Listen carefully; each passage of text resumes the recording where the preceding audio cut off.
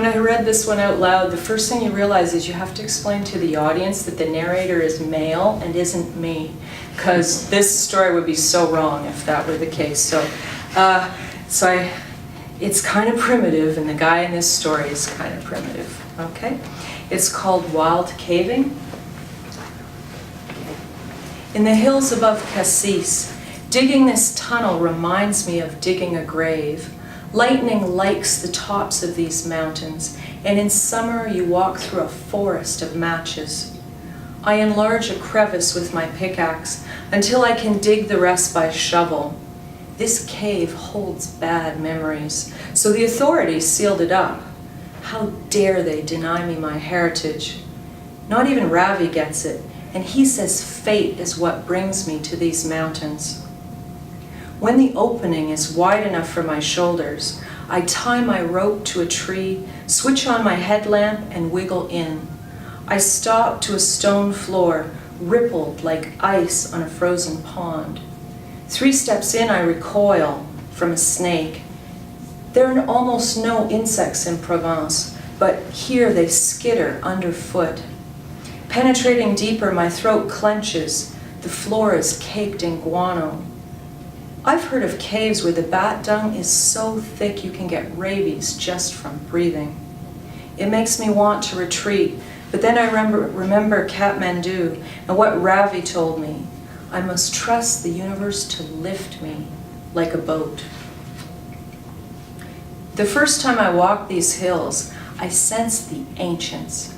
And since then, I've felt energy bristle in the air at Stonehenge and Delphi. But neither place compares with this. Imagine thousands of tons of rock above your head. The deeper I go, the more the hair stands up on my body. Back when I was a student, I jerry-rigged equipment and invited lovely Marie to see these caverns.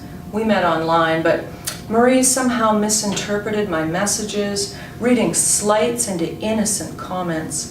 We would try to repair things by text or phone, but she would always find another knot in our lines of communication.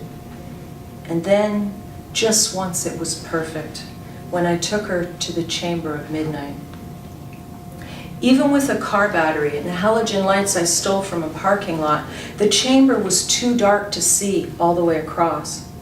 I led her to the center and doused the lights. We lay back in the chilly clay, eyes open, eyes closed. It didn't matter without light. I heard nothing but her breathing, slowing, until I took her hand and it sped up. The space above me pulsed with ribbons of charcoal on black, weaving patterns before my eyes. What do you see? I asked. Little lights moving? She too was hallucinating. Don't be frightened, it's the light deprivation. I rolled on top and started kissing her, and before long we were fumbling with the snaps on each other's coveralls. For years after, the thought of Marie in that cave filled me with longing. The ancestors put their hands to these walls and used their mouths to blow red minerals over them until flesh and cavern were one. I stripped naked and plunged my hands into a pocket of clay in the wall. I smear it viscous and cold all over my face, arms, hands. It feels good, communing skin to skin with my genocidal ancestors. I close my eyes and feel pure again, cleansed by millennia-old flesh and blood. Silence fills up the cave like water, and hope swims by, flashing gold scales and smiling.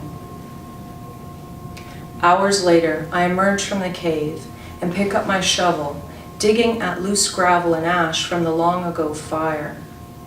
The familiar gestures of filling the hole remind me of the act I came to expunge. Will I never forget it? Tonight the air is clear, the raging fire only a memory. Marie's eyes no longer implore me. Her coughing and weeping have ceased. By the time I have left Cassis, she will be forgotten. I must get ready to visit Peru with Ravi. I even met the perfect blonde backpacker to come with us. It's kismet. Ravi wants me to see the convergence of ley lines at Machu Picchu, and I want to offer them a worthy sacrifice. When I was a maid, you were my vampire man, casting that exotic Romanian glamour. Your genius and tragic worldview spoke to me of ageless poetic wisdom beyond my grasp. Mother said, men just want one thing, resist. But your hot arrogance I could not forgo. Impelled to blood loss, mutually desired, we reveled in an addiction we called love. Until I felt my life force drain and self-worth vaporize in the light, because you staked and staked me with green wood, exploding my heart in splinters of disdain. Today, mature, my beauty unpreserved by verse, the roses I gather are sweeter than those of youth. I don't regret that our passion risked its day. I'm just forever grateful that I got away. This one's called Gift Fruit. I can speak Japanese in this poem, and my mind will touch yours so that we both understand the custom of gift fruit. Baskets perfumed with juicy red and gold, unspotted and fraught with meaning, polished and inviting to your lips and teeth. Don't be afraid to mar the arrangement. Devour. These offerings leave no residue. For you, I polish sweetness without bitter rinds. No plastic wrappers, but smooth, organic skin. Indulge in cinnamon scents of the earth, the delicate nose of a bosque pear. Why resist the rich tang of mango, the lure of tumescent banana? Choose what you want, but take. I long to fill your mouth with new flavor and offer perfect beauty that will linger as if we were still 17. A couple of sort of environmental poems. One's in the Green Man anthology. So I might do that one first, because it comes with a story. So the Green Man is, I'm kind of obsessed with the Green Man. He's this, you've probably seen him on medieval churches, you know, the leaf faces, they're you know, expelling leaves, and sort of this forest god, kind of a descendant of Bacchus type figure. Anyway, so because he's got his roots in Dionysus, you know, god of vegetation, wine, fertility, ecstasy, there's this old story of Dionysus where he gets captured by Etruscan pirates because he's disguised as a prince, and they think they're going to ransom him for money. So these tough pirates start leaving the shore with him on their ship, and suddenly the oars turn to serpents, and the lines are turning to vines, and these pirates are terrified, so they dive into the ocean, and they would drown, except Dionysus takes pity on them and turns them into dolphins. And that's the only thing we need to know before I read you this story. So it's called Fallow God. Okay. Dionysus was a Pisces, el pescado incommunicado, under kelp forests, oil rigs, dories, fathoms below where they dance the Morris. The green man of the underworld lies in muck, becoraled and becalmed, his foliate face an Olympian cult, 1,000 feet below forgotten.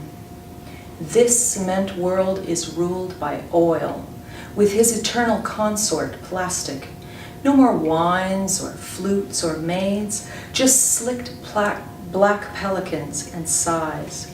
Meanwhile, every pirate dolphin reminds him of an old story, probably apocryphal, of his ancient untamed power, when those who crossed him were maddened or transformed, and he rose each midwinter, a green champion, to resurrect the world. Okay, I've got one more that's also on the environmental scene, and I've ripped off Yeats, so you know you can laugh at me if you choose to do so, but I can't help myself. Yeah. Anyway, this is called Coming Second, and it's after W.B. Yeats. Turning and turning in a plastic gyre, the garbage patch grows silently. Things fall apart, degrading into plastic pills, and floating Barbie heads are loosed upon the world. The plastic dim tide concentrates in filter feeders. The innocence of tossing bone over shoulder should have died with the Neanderthals. The best want more stuff, while the worst slave hopelessly for the same petroleum dreams. Surely this thing should make the papers. It's bigger than the Second Coming. But the Second Coming is fodder for series novels, televangelists, and lame excuses. When I close my eyes to sleep, the ocean pours in, and my head fills with bleached coral, flotsam, and decay. Headless, eyeless, and without pity for seabirds, trash vortexes are here to stay. The darkness should be my refuge, but hundreds of years of industry have borne this nightmare hid from us by commerce, who puts nature second, that rough beast, performing miracles daily of air and water and sustenance. Who could sustain the guilt we should feel? Who but the Greens gives a flying dodo? When in hot water, flat screen man will reset, invoking some planetary cheat code like easy peasy carbon sequestration. We play with the earth as if one day, any day, a new one could be born. Okay, I'm gonna leave it at that. From the sky of heaven.